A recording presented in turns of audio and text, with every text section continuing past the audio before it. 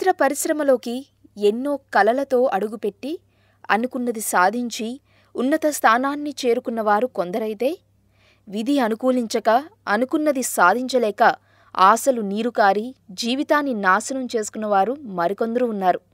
అలాంటి వారి జాబితాలో మిథాలీ శర్మ ఒకరు. చిన్న వయసులోనే సినిమాల మీద ఉన్న ఆసక్తితో తల్లిదండ్రులను సైతం వదిలేసి ముంబై చేరుకొని ఎన్నో కష్టాలని ఎదుర్కొంది.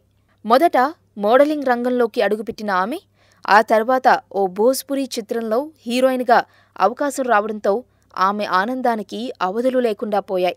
అయితే తొలి సినిమానే ఘోర పరాజయం కావడంతో ఆమె కలలన్నీ కలలైపోయాయి. దీని తర్వాత మోడల్గా కూడా రాణించలేకపోయింది. అటు సినిమాలలో కూడా కనీసం క్యారెక్టర్ ఆర్టిస్ట్గా కూడా అవకాశాలు రాకపోవడంతో ఆమె డిప్రెషన్లోకి వెళ్ళిపోయింది. రోజు రోజుకి ఆమె పరిస్థితి దిగజారిపోయి చివరికి ఆమె బిచ్చగత్తిగా మారిపోయింది. ముంబైలోని వీధుల్లో బిచ్చమెత్తుకుంటూ ఓ రోజు కారు అద్దాలు పగలగొట్టి పిచ్చి పిచ్చిగా అరుస్తున్న ఆమెను పోలీసులు అదుపులోకి తీసుకున్నారు. ఆమె హీరోయిన్ అని తెలుసుకొని పోలీసులు ఆశ్చర్యపోయి ఈ విషయాన్ని మీడియాకు తెలియజేశారు.